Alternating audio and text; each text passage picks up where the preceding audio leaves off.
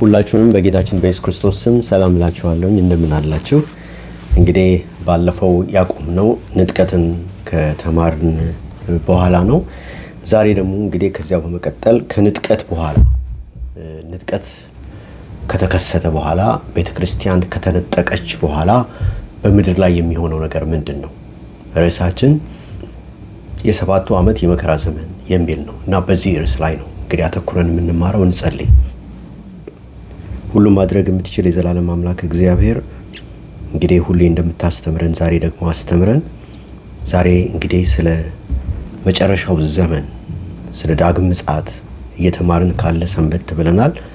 እንግዲህ ደግሞ ዛሬ የምንማረውን ትምህርት ደግሞ ጌታ መንፈስ ቅዱስ በዚህ ቦታ ላይ አንተ ተገኝተህ ባርከን፣ የሚሰሙትን የሚያዩትን ሰዎች ሁሉ ባርካቸው። ይሄንን መልእክት የሚመለከቱ ሁሉ የእግዚአብሔር በረከት በዚያ ሰው ላይ በጌታ በኢየሱስ ስም ይሁን፣ በቤተሰቡ ሁሉ ላይ ይሁን፣ በጌታ በኢየሱስ ስም አሜን።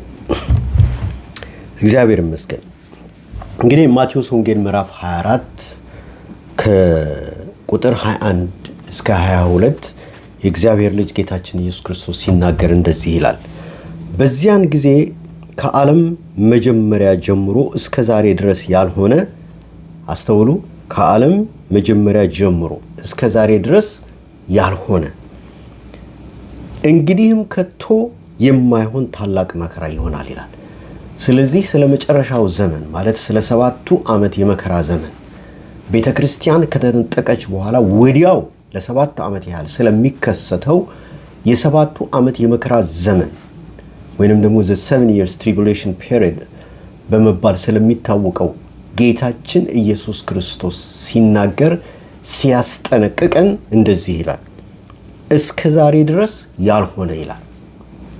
እስከ ዛሬ ድረስ ያልሆነ፣ አስተውሉ ይሄንን፣ እስከ ዛሬ ድረስ ያልሆነ እንግዲህም ከቶ የማይሆን ወደፊትም ደግሞ የማይሆን ነገር ግን በዛ በሰባቱ ዓመት የመከራ ዘመን ብቻ የሚሆን የሚከሰት የሚከናወን ታላቅ የመከራ ዘመን ይሆናል አለ። እጅግ በጣም የሚያስፈራ ነው። እነዚህ ቀኖች ባያጥሩ ስጋ የለበሰ ሁሉ ባልዳነም ነበር ይላል። ነገር ግን እነዚህ ቀኖች ስለተመረጡት ሰዎች ያጥራሉ ይላል ማቴዎስ 24 ከ21 እስከ 22። ይሄ የእግዚአብሔር ልጅ ጌታችን ኢየሱስ ክርስቶስ በምድር በነበረበት ጊዜ የሰውን ልጅ ካስጠነቀቀበት ዋነኛውና ኃይለኛው ነገሮች መካከል አንዱ ነው። እጅግ በጣም ከባድ የሆነ ማስጠንቀቂያ ነው የእግዚአብሔር ልጅ ጌታችን ኢየሱስ ክርስቶስ ስለ ሰባቱ ዓመት የመከራ ዘመን የተናገረው። ደግሞ እስከ ዛሬ ድረስ ያልሆነ ይላል። በምድር ላይ ብዙ የመከራ ዘመኖች ሆነዋል። በምድር ላይ ብዙ የሚያስፈሩ ጊዜያቶች ሆነዋል፣ አልፈዋል። ነገር ግን እስከ ዛሬ ድረስ ያልሆነ በማለት ነው እግዚአብሔር ልጅ ጌታችን ኢየሱስ ክርስቶስ የሚናገረው። ለምን? በዛ በሰባቱ ዓመት የመከራ ዘመን የሚሆነው መከራ ምንም እንኳን ብዙ ክፉ የመከራ ዘመኖች ምድርን ጌታ ኢየሱስ ከፈጠረበት ጊዜ ጀምሮ የሰባቱ ዓመት መከራ እስከሚፈጸምበት እስከሚከናወንበት ጊዜ ድረስ እንኳን ቢከሰትም ግን እስከ ዛሬ በምድር ላይ ከሆኑት የመከራ አይነቶች ሁሉ የሰው ልጅ ካለፈበት ሁሉ እጅግ የከፋ ቃላት ተናግሮት ገልጾት ሊያበቃ የማይችል የመከራ ዘመን እንደሚሆን፣ ይህ ደግሞ የእግዚአብሔር ቁጣ እንደሚሆን ጌታችን ኢየሱስ ክርስቶስ አስጠንቅቋል። እስከ ዛሬ ድረስ ያልሆነ ወደፊትም ከቶ የማይሆን ይላል። ለምሳሌ እንደው በጥቂቱ ዓለማችን ካለፈችበት የመከራ ዘመን ጥቂቶቹን እንመልከት። ያንን በማየት እስከ ዛሬ ድረስ ያልሆነ የሚለውን የጌታን ቃል ደግሞ በመናነብበት ሰዓት የ7ቱ ዓመት የመከራ ዘመን እንዴት የሚያስፈራና የሚያስደነግጥ እንደሆነ እናያለን። ይህ ብቻ አይደለም፣ ደግሞ እነዚያ ቀኖችስ ባያጥሩ ስጋ የለበሰው ሁሉ በምድር ላይ ባልዳንም ነበር በማለት ደግሞ ጌታ ይናገራል። ለምሳሌ ምን አይነት የመከራ አይነቶች በምድር ላይ ተከስተዋል? እንዲሁ በጥቂቱ ሂስትሪ ሬኮርድ ያደረጋቸውን እንደው ጥቂቱ አልፎ ነው እንደውም ይሄንን ያሰፈርኩት። ለምሳሌ the black days ወይንም ደግሞ ጥቁሩ ሞት በመባል የሚታወቀው ከ1347 እስከ 1351 ድረስ በኢሮፕ ውስጥ የተከሰተ ከፍተኛ የሆነ ፓንደሚክ አለ እና በዚህ ፓንደሚክ ውስጥ ማለት 4 ዓመት በቆየው በኢሮፕ ውስጥ በተከሰተው በዚህ ፓንደሚክ ከ1347 እስከ 1351 ለ4 ዓመት ማለት ነው ከ25 እስከ 30 ሚሊዮን ሰዎች አልቀዋል። ኢኮኖሚ በፍጹም ዲቫስቴትድ ነበር የሆነው በዚያ የ4 ዓመት ፓንደሚክ ወቅት እነዚህን ሁሉ ሰዎች ከምድር ሲያስወግድ ወይንም ደግሞ ሲጨርስ ማለት ነው። ያ በምድር ታሪክ ውስጥ በሂውመን ሂስትሪ ውስጥ ታላቅ የመከራ ዘመን ተብሎ የተመዘገበ ነው። ሁለተኛው the Spanish flu pandemic የሚባለው ነው። ይሄ ደግሞ ከ1918 እስከ 1920 ለ2 ዓመት የቆየ ነው። በዚህ ስፓኒሽ ፍሉ ፓንደሚክ 50 ሚሊዮን ሰዎች አልቀዋል። ለ2 ዓመት ብቻ በቀረው ማለት ነው። በአጠቃላይ በዓለማችን ውስጥ ከሚኖሩት ሰዎች መካከል ማለት ነው 1/3 የሚሆኑት በዚህ በስፓኒሽ ፍሉ ፓንደሚክ ኢንፌክትድ ሆነው ነበረ ከ19 እስከ 18 እስከ 1920 በቆየው የ2 ዓመት የስፓኒሽ ፍሉ ፓንደሚክ ማለት ነው። እንግዲህ በዚህ 2 ዓመት ውስጥ 20 ሚሊዮን ሰዎች በዛ ፓንደሚክ አልቀዋል። ወደ ሁለተኛው የዓለም ጦርነት ወይንም ወርልድ ዋር 2 በመባል ወደሚታወቀው እንሂድ። ከ1939 እስከ 1945 በምድር ላይ ለ6 ዓመት የቆየ ጦርነት ነው። ይህ ጦርነት መላውን ዓለም ያካተተ ጦርነት ሲሆን 70 ሚሊዮን ሰዎች ደግሞ በዚህ ጦርነት አልቀዋል። ኢኮኖሚው በዓለም አቀፍ ደረጃ ዲቫስቴትድ ሆኖ ነበር። ከዚህ ጦርነት የተነሳ ታላቅ ረሃብ በምድር ላይ ተከስቶ ነበር። ምድራችን ካለፈችበት ታላቅ የመከራ ዘመን መካከል በ19ኛው ክፍለ ዘመን ማለት ነው ዋነኛውና ትልቁ በመባል ከተመዘገቡት ውስጥ ይሄ የሁለተኛው የዓለም ጦርነት ነበር ማለት ነው። ሁለተኛው ደግሞ ዘ ግሬት ፋሚን ወይም ደግሞ ታላቁ ረሃብ በመባል የሚታወቀው ከ1845 እስከ 1852 ለ7 ዓመት ያህል የቆየ በአየርላንድ ውስጥ የተከሰተ ታላቅ ረሃብ ነበር። በዚህ ረሃብ 1 ሚሊዮን ሰዎች ሲያልቁ ኢኮኖሚ ዲቫስቴሽን ደግሞ በመላው ዓለም ተከስቶ ነበር።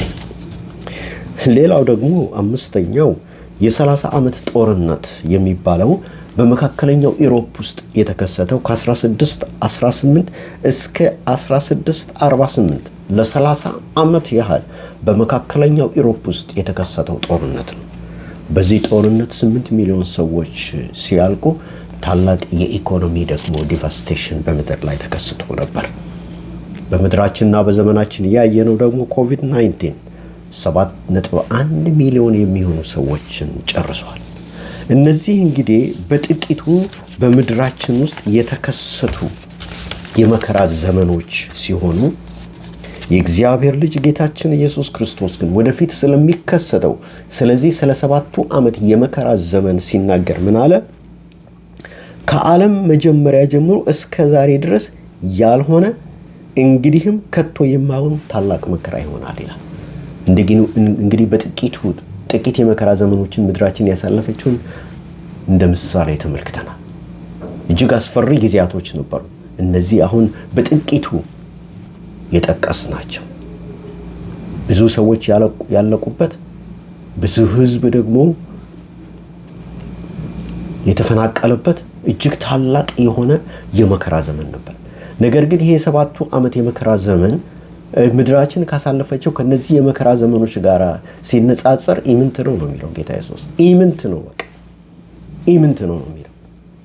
ስለዚህም ሲናገር በዚያን ጊዜ ከዓለም መጀመሪያ ጀምሮ እስከ ዛሬ ድረስ ያልሆነ እንግዲህም ከቶ የማይሆን ታላቅ መከራ ይሆናል በማለት የእግዚአብሔር ልጅ ጌታችን ኢየሱስ ክርስቶስ ይናገራል። ወደፊት በምድር ላይ ሊመጣ ያለ ታላቅ እጅግ ታላቅ የመከራ ዘመን አለ። ይህ የመከራ ዘመን ደግሞ የሚከሰተው መቼ ነው? ቤተክርስቲያን ከተነጠቀች በኋላ ነው። ቤተክርስቲያን በምድር ላይ እያለች በዚህ ቃላት ሊገልጸው በማይችል ታላቅ የመከራ ዘመን ውስጥ እንድትገባ እግዚአብሔር ስለማይፈቅድ መጀመሪያ ቤተክርስቲያንን ይነጥቃል። ምክንያቱም ራእይ መጽሐፍን በምናነብበት ሰዓት የመከራው ዘመን የሚጀምረው ዮሐንስ ራእይ ምዕራፍ 6 ነው። የሚያበቃው ደግሞ ዮሐንስ ራእይ ምዕራፍ 18 ነው። ለ12 ምዕራፎች ያህል ይሄ የመከራው ዘመን ምን አይነት እጅግ አስፈሪ እንደሆነ የእግዚአብሔር ልጅ ጌታችን ኢየሱስ ክርስቶስ ለዮሐንስ ራእይ ገልጾለታል። ዮሐንስ ራእይ ምዕራፍ 6 የመከራው ዘመን ይጀምራል። ዮሐንስ ራእይ ምዕራፍ 18 ከ12 ምዕራፎችን ጠቅልሎ ይዞ ማለት ነው ያልቃል። በእነዚህ ምዕራፎች ውስጥ የ7ቱ ዓመት የመከራ ዘመን እንዴት እንደሆነ እንዴት የእግዚአብሔር ቁጣ በምድር ላይ ከዚህ በፊት ሆኖ በማያውቅ ሁኔታ እንዴት እንደሚከሰት ግልጽ ባለ ሁኔታ አስቀምጦታል። ይህንን በሚቀጥለው ሳምንት ነው የምንመለከተው ኢን ዲቴል በ7ቱ ዓመት የመከራ ዘመን ውስጥ የሚሆኑትን የእግዚአብሔርን ቁጣዎች በ7ቱ ማህተሞች ያሉትን 7ቱ ማህተም ሲፈታ በምድር ላይ የሚፈሰው የእግዚአብሔር ቁጣ 7ቱ መለከቶችን መላእክት ሲነፉ መለክቶችን ከነፉ በኋላ በምድር ላይ የሚከሰተው የእግዚአብሔር ቁጣ የሚፈሰው የእግዚአብሔር የጽዋው ቁጣ በዚያ ቦታ ላይ ተጽፎ ይገኛል። ከዮሐንስ ራእይ ምዕራፍ 6 እስከ ዮሐንስ ምዕራፍ 18 እነሱን እንዲቴል በሚቀጥለው ሳምንት ነው የምንመለከተው ያለ። ዛሬ ግን ይሄንን የመከራውን ዘመን መጀመሪያ እንዲሁም አንዳንድ ክፍሎችን ደግሞ እንመለከታለን። እንግዲህ የእግዚአብሔር ልጅ ጌታችን ኢየሱስ ክርስቶስ ራሱ ሲናገር ምንድነው ያለው? እንደገና ደጋግሜ ያነበዋለሁ። በዚያን ጊዜ ከዓለም መጀመሪያ ጀምሮ እስከ ዛሬ ድረስ ያልሆነ እንግዲህም ከቶ የማይሆን ታላቅ የመከራ ይሆናልና ይላል። ከዚህ መከራ ግን ማምለጥ ይቻላል። ከዚህ መከራ ደግሞ ማምለጥ የሚቻለው ምንድነው? በክርስቶስ ኢየሱስ ጥላ ስር በመጠለል ብቻ ነው። እግዚአብሔር ቃል ሲናገር የእግዚአብሔር ስም የጸና ግንብ ነው፣ ጻድቅም ወደ እርሱ ሮጦ ከፍ ከፍ ይላል ይላል። በልዑል መጠጊያ የሚኖር ሁሉም በሚችል አምላክ ጥላ ውስጥ ያድራል ይላል። ስለዚህ ማምለጥ የሚቻለው ክርስቶስ ኢየሱስን እንደ ግል አዳኝ አድርጎ በመቀበል ብቻ ነው። ጌታ ኢየሱስ በዮሐንስ ወንጌል ምዕራፍ 14 ላይ ሲናገር እኔ መንገድ እውነት ሕይወትም ነኝ፣ በእኔ በቀር ወደ አብ የሚመጣ የለም ይላል። የመዳኛ መንገድ አንድ ነው። 2 ወይም 3 ወይም ሌላ አማራጭ የመዳኛ መንገድ የለም። ምክንያቱም በእግዚአብሔርና በሰው መካከል አስታራቂ ሆኖ በቀራንዮ መስቀል ላይ ሕይወቱን መስዋዕት አድርጎ በመስጠት ሰዎች ወደ እግዚአብሔር መንግስት እንዲገቡ የሕይወት ድልድይ በመስቀሉ የሆነው ማን ነው? የእግዚአብሔር ልጅ ጌታችን ኢየሱስ ክርስቶስ ነው። ደም ሳይፈስ ኃጢአት ስርየት የለም ማለት እግዚአብሔር በቃሉ ላይ። እንደገና ደግሞ ዮሐንስ መልእክት ምዕራፍ 1 ቁጥር 7 ላይ የልጁ የኢየሱስ ክርስቶስ ደም ከኃጢአት ሁሉ ያነጻናል ይላል። ስለዚህ አንድ ሰው በክርስቶስ ኢየሱስ ሲያምን ጌታ ኢየሱስን የእግዚአብሔር ልጅ እንደሆነ አድርጎ ሲቀበል በክርስቶስ ኢየሱስ ደም ኃጢአቱን ሲናዘዝ እግዚአብሔር ያነጻዋል። ያን ጊዜ ስሙ በሕይወት መጽሐፍ ላይ ይጻፋል። ከሚመጣውም ዘላለማዊ የእግዚአብሔር ቁጣ በልጁ በክርስቶስ ኢየሱስ በኩል ብቻ ይድናል። ሌላ የመዳኛ መንገድ የለም። ዮሐንስ ራእይ ምዕራፍ 3 ቁጥር 16 የእግዚአብሔር ቃል ሲናገር እግዚአብሔር አንድያ ልጁን አሳልፎ እስኪሰጥ ድረስ ዓለሙን እንዲሁ ወዷል ይላል። እንዲሁም ቁጥር 36 ሲናገር በልጁ በሚያምን አይፈረድበትም፣ በማያምን ግን በአንዱ በእግዚአብሔር ልጅ ስም ስላላመነ አሁን ተፈርዶበታል ይላል። ወገኖች ወይ የመዳኛ መንገድ አንድ ብቻ ነው። 4000 የሚሆኑ ሃይማኖቶች አሉ በመድራችን ላይ 900 ሃይማኖቶች የሚገኙት ህንድ ውስጥ ነው። ነገር ግን የመዳኛ መንገድ የመዳኛ ሃይማኖት የመዳኛ እምነት የእግዚአብሔር ልጅ ጌታ ኢየሱስ ክርስቶስ ብቻ ነው፣ ሌላ የለም። ስለዚህ ነው የሁለተኛ ቆሮንቶስ ምዕራፍ 6 ቁጥር 2 የእግዚአብሔር ቃል ሲናገር እነሆ የመዳን ቀን አሁን ነው፣ የመዳን ሰዓት አሁን ነው ይላል። ነገ በህይወትህ ምን እንደሚሆን አታውቅም። ነገ በህይወትሽ ምን እንደሚከሰት አታውቅም። ዜናዎችን በምናይበት ጊዜ በየዕለቱ በጣም ነው የሚያስደነግጠው፣ በጣም ነው የሚያስደነግጠው። ሰዎች የዕለት ኑሯቸውን ለማከናወን ሲወጡ ዲያብሎስ ክፉ ሰዎች ውስጥ ገብቶ የሞት መልአክ ልኮ ሲያጠፋቸው ሲገላቸው በዜናዎች ውስጥ በየጊዜው ነው የምንመለከተው የምናየው። አንዳንዶች ሱቅ ለመግዛት ሲሄዱ፣ አንዳንዶች ምግባቸውን ለመብላት በጠረጴዛ ላይ ተቀምጠው ሰሞኑን በኒውስ ላይ ያየሁት ክፉ ሰዎች የሞት መልአክ ገብቶባቸው ሄደው እማያውቋቸውን ሰዎች ሁሉ በጥይት እንኳን እንደገደሉ ዜና ላይ ይነገራል። ስለዚህ ነው የእግዚአብሔር ቃል እነሆ የመዳን ቀን አሁን ነው፣ የመዳን ሰዓት አሁን ነው በማለት የእግዚአብሔር ቃል የሚናገር ነገ አይደለም። በአንድ ወቅት አንድ ሰው ራእይ ይመለከታል እና በራእይ ውስጥ እግዚአብሔር ያሳየው ራእይ ነውና በራእይ ውስጥ እግዚአብሔር ወደ ድቅድቅ ጨለማ ወደ ሲኦል ገደል ውስጥ ይወስደዋል።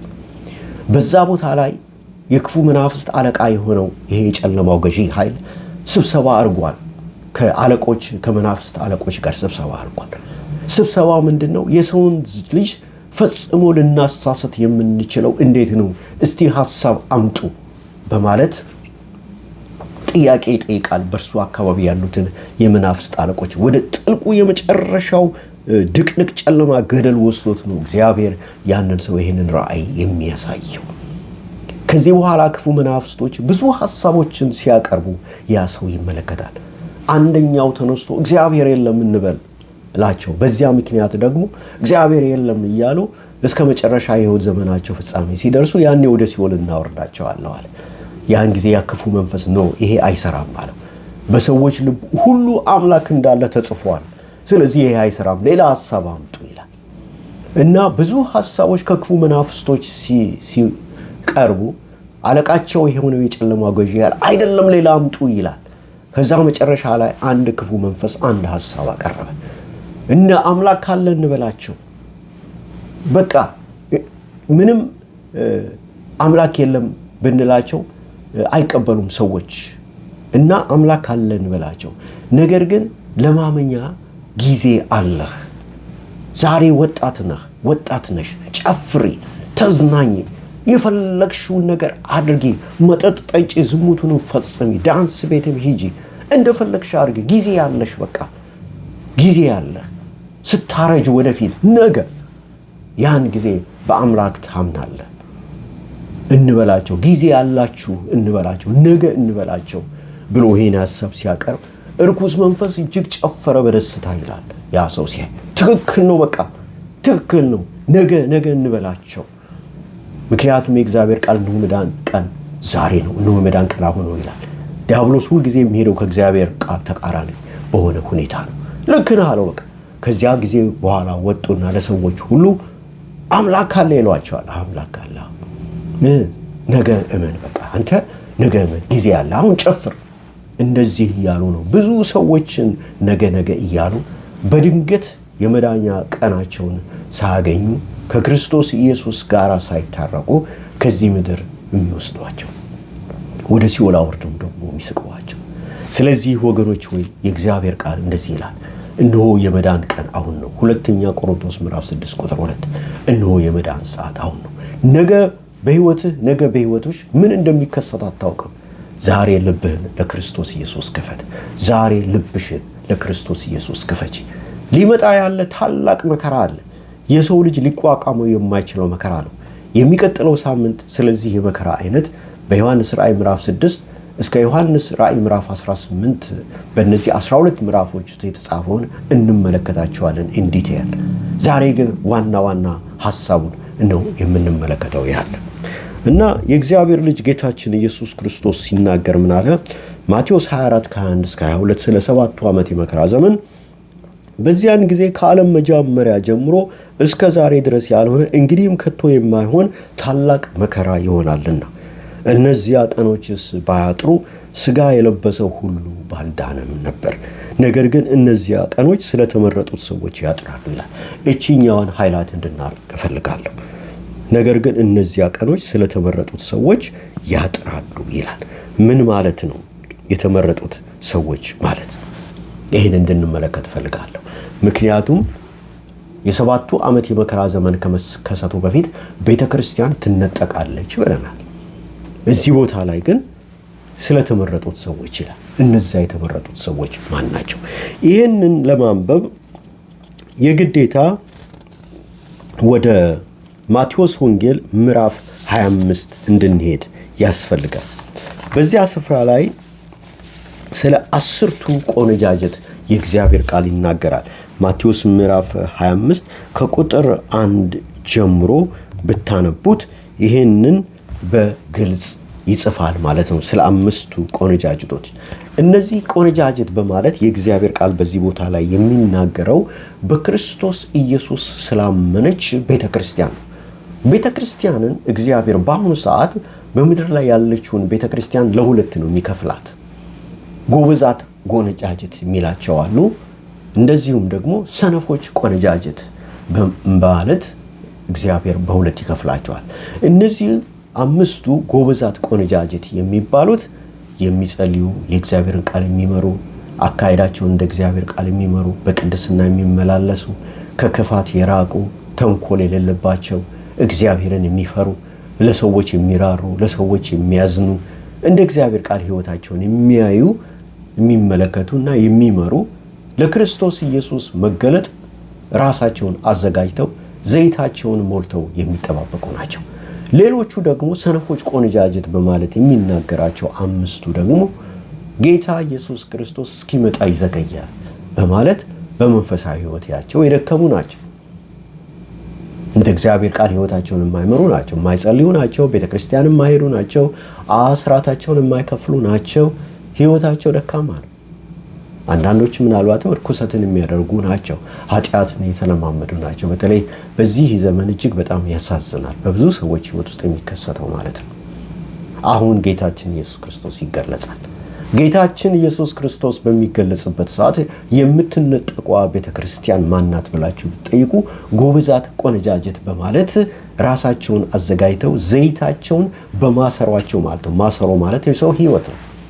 በሕይወታቸው ውስጥ የእግዚአብሔር መንፈስ ሞልቶ በበረከት እየኖሩ በበረከት እየተጥለቀለቁ ጌታን ደስ የሚያሰኝ ሕይወት እየኖሩ ጌታን በመጠባበቅ ይችን ምድርንና ዓለምን በመናቅ መንፈሳዊያን ሆነው የቆዩ ሰዎች እነሱ ሲነጠቁ 5ቱ ቆነጃጅት ማለት ሰነፎቹ ቆነጃጅት ዘይታቸው ያለቀባቸው በሕይወታቸው ውስጥ የጌታ መንፈስ በረከት የሌለ አካሄዳቸውን እንደ እግዚአብሔር ቃል ያላቀው ነው። እነዚህ ግን ንጥቀቱ ያመልጣቸዋል። በ7ቱ ዓመት የመከራ ዘመን ውስጥ ያልፋሉ። እግዚአብሔር ግን እነዚህን ሰዎች በዛ 7ቱ ዓመት የመከራ ዘመን ሲያልፉ ከነሱ ጋር አብሮ ሆኖ ይረዳቸዋል። እንደውም ይጠቀምባቸዋል ብዙዎችን ወደ እግዚአብሔር መንግሥት ለማምጣት። በዛ በ7ቱ ዓመት የመከራ ዘመን እኮ ወንጌል ይሰበካል። ልንገራችሁ፣ ወንጌልን የሚሰብኩ እነማን ናቸው ብላችሁ ብትጠይቁ በዛ 7ቱ ዓመት የመከራ ዘመን ያልተነጠቁት እነዛ 5ቱ ሰነፎች ቆነጃጅት የሚባሉትና እንደዚሁም ደግሞ ከእስራኤል ወገን የሚድኑት ናቸው። እነዚህ ከእስራኤል ወገን የሚድኑትን ወደ እግዚአብሔር መንግሥት የሚያመጡት እነማን ናቸው ብላችሁ ብትጠይቁ 5ቱ ሰነፎች ቆነጃጅት ንጥቀቱ ያመለጣቸው ግን በምድር ላይ የ7ቱን ዓመት የመከራ ዘመን በታላቅ መከራ ውስጥ በማለፍ የሚጸኑ እነዚህ ሰነፎቹ ቆነጃጅት የሚባሉት ናቸው። ስለ እነሱ ነው እንግዲህ የእግዚአብሔር ቃል ሲናገር እነዚያ ቀኖችስ ባያጥሩ ሥጋ የለበሰ ሁሉ ባልዳነም ነበረ። ነገር ግን እነዚያ ቀኖች ስለተመረጡት ሰዎች ያጥራሉ የሚለው የተመረጡት ሰዎች የሚላቸው እነዚያ 5ቱ ሰነፎች ቆነጃጅት ንጥቀት ያመለጣቸውና በ7ቱ ዓመት የመከራ ዘመን ውስጥ የሚያልፉ ናቸው። የእግዚአብሔር ዓይን በእነርሱ ላይ ይሆናል። ይህ ደግሞ የሚያሳየው ምን መሰላችሁ? እግዚአብሔር አባት እንደሆነ ነው። እግዚአብሔር አምላክ እንደሆነ ነው።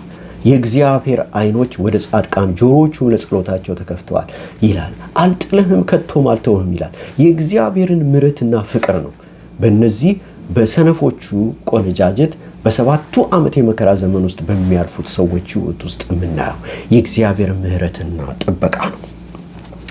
እዚህ ላይ ሁለት ነገሮች እንድናል ፈልጋለሁ፣ ምክንያቱም ግልጽ አድርገን እንድናየው ፈልጋለሁ። ይሄም ደግሞ ምንድነው? ማቴዎስ ወንጌል ምዕራፍ 7ና ማቴዎስ ወንጌል ምዕራፍ 25ን ሁለቱን እንድናነጣጥር እፈልጋለሁ። በዚህ በማቴዎስ ወንጌል ምዕራፍ 25 ላይ ስለ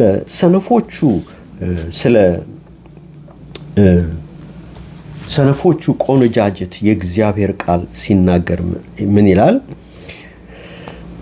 በኋላም ደግሞ የቀሩት ቆነጃጅት መጡና ጌታ ሆይ ክፈትልን አሉ። ሰነፎቹ ቆነጃጅት እርሱ ግን መልሶ እውነት እላችኋለሁ አላውቃችሁም አለ። እንግዲህ ንቁ፣ ቀኑንና ሰዓቱን አታውቁም ይላል። እንግዲህ እውነት እላችኋለሁ አላውቃችሁም ነው ያላቸው። እነዚህን ሰነፎችን ቆነጃጅት በር ዘጋባቸው። በቃ ንጥቀት አመለጣቸው ማለት ነው። እነሱ ግን ክፈትልን አሉ። በዛ በንጥቀት ውስጥ እግዚአብሔር ወይ ውሰደን።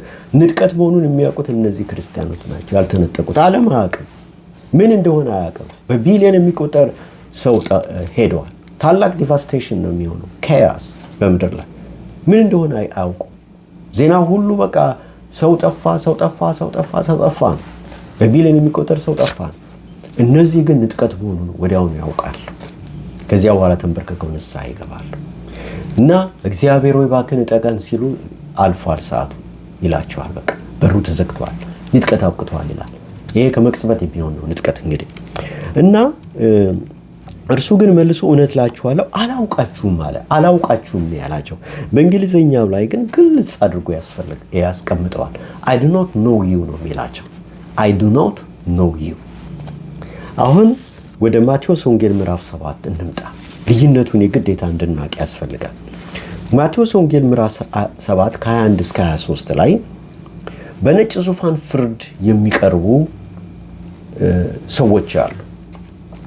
እነዚህ ሰዎች ንጥቀት ከመሆኑ በፊት ጊዜያቸው ደርሶ ያለፉ ሰዎች ናቸው።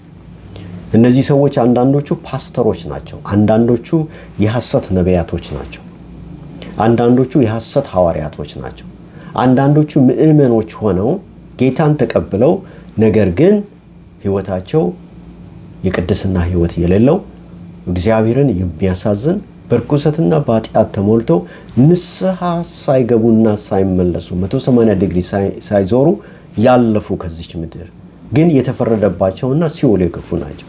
ሲኦል የገባ ተመልሶ አይወጣም። እነሱ በነጭ ዙፋን ፍርድ ይቆሙና ከዚያ በኋላ እንደዚህ ብለው ይናገራሉ። ጌታ እንደዚህ አለ። ማቴዎስ 7 ከ21 እስከ 23 ሲያስጠነቅቅ በሰማያት ያለውን የአባቴን ፈቃድ የሚያደርግ እንጂ ጌታ ሆይ የሚለኝ ሁሉ መንግሥተ ሰማያት የሚገባ አይደለም። በዚያን ቀን ብዙዎች ጌታ ሆይ በስምህ ትንቢት አልተናገርንምን? እነዚህ ሰዎች በመንፈስ ቅዱስ የተሞሉና በአንድ ወቅት በልሳኖች የሚናገሩ ትንቢትም የሚናገሩ ሰዎች ነበሩ። በስምህስ አጋንንት አላወጣንምን? አገልጋዮች ነበሩ። በስምህስ ብዙ ተአምራት አላደረግንምን? ተአምራት የማድረግ ስጦታ ኖሯቸው ወሬ ያበሩ፣ ዲዳ ያናገሩ፣ ደንቆሮ እንዲሰማ ያደረጉ፣ ሽባ የተረተሩ፣ አንካሳ የዘለሉ፣ ቤተክርስቲያን የመሰረቱ እነዚህ ናቸው። እነዚህ ሰዎች ሐዋርያው ጳውሎስ ሲናገር ለሌሎች ከሰበኩ በኋላ እኔ ራሴ የተጣልኩ እንዳልሆን ስጋዬን እየጎሸምሁ አስገዛዋለሁ አለ። በስምህስ ብዙ ተአምራት አላደረግንምን ይሉኛል። እዚህ ላይ አስተውሉ። የዚያን ጊዜም ከቶ አላወቅኋችሁም እናንተ አመፀኞች ከኔ ራቁ ብዬ እመሰክርባቸዋለሁ ይላል። እነዚህ ማቴዎስ ወንጌል ምዕራፍ 7 ላይ የተጻፉትን ጌታ ሲናገር ምንድን ያለው? ከቶ አላወቅኋችሁም ብለው ከቶ የሚለው የአማርኛው ቃል አጽንኦት የሚሰጥ ነው። እነዛን ከቶ አላውቃችሁም አላላቸውም ፈጽሞ። ማቴዎስ 25 ያሉትን ሰነፎችን ቆነጃጀት አላውቃችሁም ያላቸው የእንግሊዘኛው ይበልጥ እንድንረዳ ያደርጋል። I do not know you ነው ያላቸው ማቴዎስ 25 ላይ ያሉትን። እነዚህን ግን በፍርድ በነጭ ዙፋን ፍርድ ሊፈረድባቸው በስተግራው በዙፋኑ በስተግራ ከተፈረደባቸው ጋር የቆሙና የመጨረሻውን ቨርዲክት ዲቫይን ቨርዲክት ሊቀበሉ የቆሙ እየተንቀጠቀጡ ነው። በቃ በዛ ሰዓት የቆሙ እነዚህ አማኞች የነበሩ ግን በምድር ላይ ንስሐ ሳይገቡ ከንጥቀት በፊት የሞቱና ሲኦል ቆይተው በእግዚአብሔር ፊት በነጭ ዙፋን ፍርድ በስተግራ የቆሙ ናቸው። ስለነሱ ግን ሲናገር ምንድነው የሚለው? ከቶ አላወቅኋቸውም ነው የሚለው። የእንግሊዘኛው ሲያብራራው I never knew you የሚለው ነው የሚናገረው። I never knew you. Then I will tell them plainly I never knew you. Away from me, you evildoers. አያችሁ እንግሊዘኛው እንዴት እንደሚያብራራው ማቴዎስ 7:23 ላይ I never knew you ነው የሚላቸው። የሁለቱ ልዩነት ያ ነው። ከቶ አላወቅኋችሁም የሚለው ማቴዎስ 7 ያሉትን ነው። ማቴዎስ 25 ላይ ያሉትን ግን I do not know you ነው የሚላቸው። አያችሁ እነዚያ ማቴዎስ 7 ላይ ያሉት ምህረት የለም። ለምን?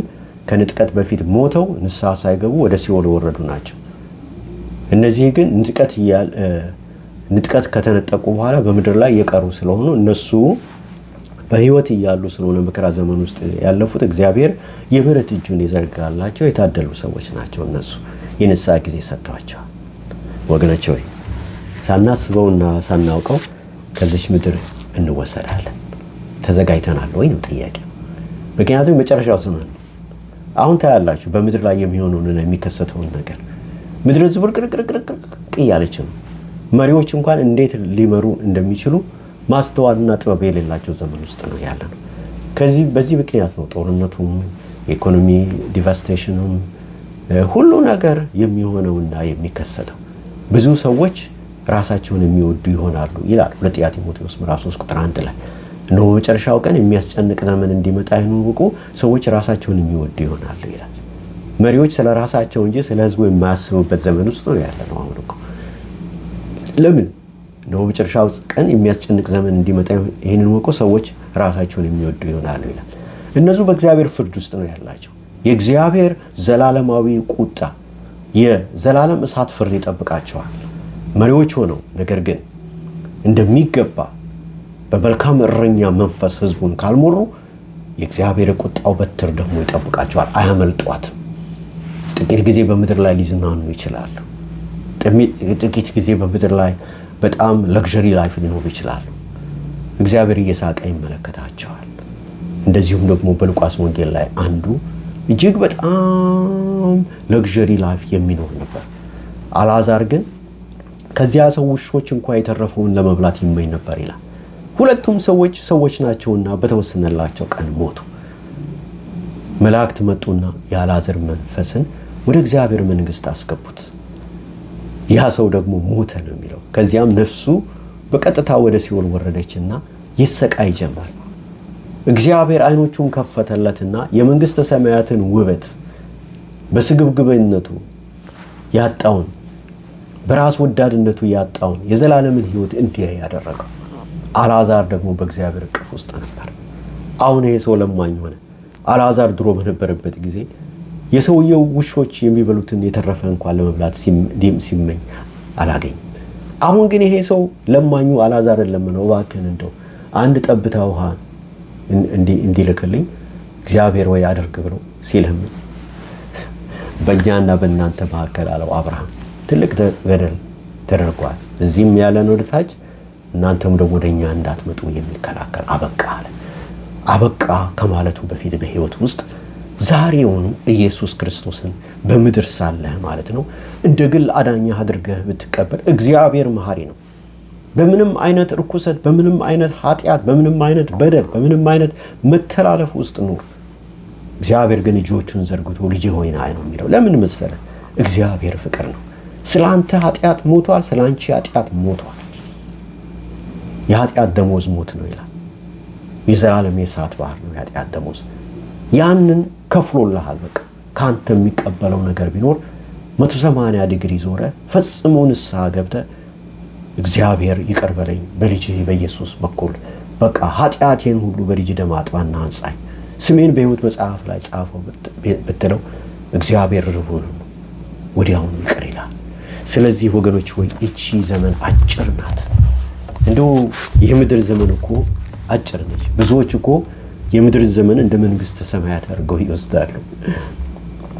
ሐሳባቸው ምድራዊ ነው ይላቸዋል ፊልጵስዩስ ላይ ስለነዚህ ሰዎች ይናገራል። ሐሳባቸው ምድራዊ ነው፣ ሆዳቸው አምላካቸው ነው ይላቸዋል። እነሱን ተዋቸው፣ ለነሱ ጸልዩላቸው። አንተ ግን የወንጌሉን ቃል አሁን የምትሰማ ሰው ጊዜው ሳይረፍድ የመጨረሻ እስትንፋስህ ካንተ ሳትለይ ዕብራውያን 9:14 ላይ ሰው ሁሉ ሊሞት በእግዚአብሔር ፊት ለፍርድ እንዲቆም ይገባዋል ይላል። በእንግሊዝኛው ላይ የሚለው ደስ ይለኛል። It's appointed unto men once to die and face the judgment ይላል። ያ ከመሆኑ በፊት ግን ወገኔ ሆይ ዛሬ ኢየሱስ ክርስቶስ እንደ ግል አዳኝ አድርገህ ተቀበል። ያ ከመሆኑ በፊት ግን አንቺ ልጅ ይሄንን የወንጌሉ ቃል የምትሰሪ አንቺ ልጅ ኢየሱስን እንደ ግል አዳኝሽ አድርገሽ ተቀበል። ልብሽን ክፈችና ሕይወትሽን ለክርስቶስ ኢየሱስ ስጪው። በቃ ከዚያ በኋላ አጠገብሽ ወዳለው ኢቫንጀሊካል ፔንቴኮስታል ቸርች ሂጂ። በየዓለሙ ሁሉ በየትኛው ቦታ ቤተክርስቲያናትን የእግዚአብሔር ልጆች አገልጋዮች ከፍተዋል። ሂጂ ወደ እነሱ ጋር። በዚያ ቦታ ደግሞ የደቀ መዝሙር ትምህርት አለ ወይንም የክትትል ትምህርት የሚባል አለ። እሱን ተማሪ። እኔ ከትምህርት 1 ጀምሮ ማስተምረው ይሄ ደቀ መዝሙር ትምህርት ነው። በኔ ቻናል ላይ ተሾመ ኢቫንጀሊካል ሚኒስትሪ በሚለው ውስጥ ገብተሽ ወይንም ገብተህ ከትምህርት 1 ጀምሮ ያለውን ስማው። ከዛ በኋላ ህይወት ይለወጣል። ከዛ በኋላ ህይወትሽ ይለወጣል። ከዛ በኋላ ህይወት ይዳደሳል። ወደ ሎካል ቸርች አጠገቡ ወዳለው በየትኛውም ዓለም ኑር፣ በኢትዮጵያ ኑር፣ በአፍሪካ ኑር፣ በአረብ ሀገር ኑር፣ በዩሮፕ፣ በአሜሪካ፣ በካናዳ፣ በአውስትራሊያ wherever you are ወደ ሎካል ቸርች ሂድ።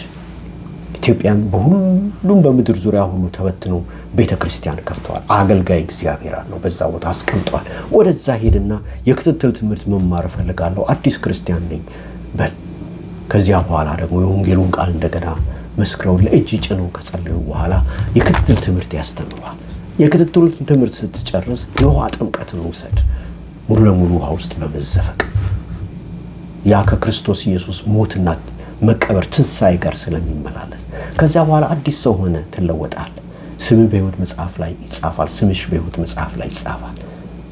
ከዚያ በኋላ ከዚች ምድር ላይ ስታልፍ ከመከራው ዘመን ትድንና ወደ እግዚአብሔር ዘላለማዊ እረፍት ውስጥ ትገባል። ለዚህ ደግሞ ነገ ሳይሆን ዛሬ ነው። እነሆ የመዳን ቀን አሁን ነው፣ የመዳን ሰዓት አሁን ነው ይላል። አስተውል። ሌላ የመዳኛ መንገድ የለም። እንድንበት ዘንድ ከሰማይ በታች የተሰጠን ስም ሌላ የለም አሉ ሐዋርያት ሲናገሩ። ከአንዱ ከእግዚአብሔር ልጅ ከጌታ ከኢየሱስ ክርስቶስ ስም በስተቀር አዳኝ ኢየሱስ ነው፣ ሌላ የለም። የሹዋ ማለት አዳኝ ማለት ነው። በዕብራይስጥ ስሙ የሹዋ ነበር። ኢየሱስ ማለት አዳኝ ማለት ነው። አንድ አዳኝ ኢየሱስ ብቻ ነው። የሰው ልጆች ኃጢአት የሚያነጻ ደም የኢየሱስ ክርስቶስ በቀራንዮ መስቀል ላይ ያፈሰሰው ደም ነው። ሌላ ኃጢአትን ሊያነጻ የሚችል የለም። ስለዚህ ልብህን ለክርስቶስ ኢየሱስ ክፈት፣ ልብሽን ለክርስቶስ ኢየሱስ ክፈች። ፈቃደኛ የሆናችሁ ሰዎች አብረን እንጸልይ። ጌታ ሆይ ቃልን ስላሰማኸኝ አመሰግናለሁ። ከኔ በኋላ በሉ። ጌታ ሆይ ቃልን ስላሰማኸኝ አመሰግናለሁ። ኢየሱስ የእግዚአብሔር ልጅ እንደሆንክ ከልቤ አምናለሁ፣ ከልቤ እቀበላለሁ። ስሜን በሕይወት መጽሐፍ ላይ ጻፈው። ኃጢአቴን ሁሉ እግዚአብሔር በልጅህ በኢየሱስ ደም እጠብና አንጻኝ። ወደ ትክክለኛው ሎካል ቸርች ምራኝ። በጌታ በኢየሱስ ስም አሜን። ኢየሱስ ክርስቶስ ይባርካችሁ። እንግዲህ የሚቀጥለው ሳምንት የመከራ ዘመን የሚለውን የ7ቱን ዓመት የመከራ ዘመን በራእይ ምዕራፍ 6 እስከ ምዕራፍ 18 የጻፈውን እንዲቴል እንመለከታለን። ይህን ቻናል ሰብስክራይብ ያደረጋችሁ ሰብስክራይብ አድርጉ። ሌሎች ሰዎችም ደግሞ ሰብስክራይብ እንዲያደርጉ ሼር አድርጉ፣ መልእክቱንም ሼር አድርጉ። ጌታ ይባርካችሁ። ወዳችኋለሁ።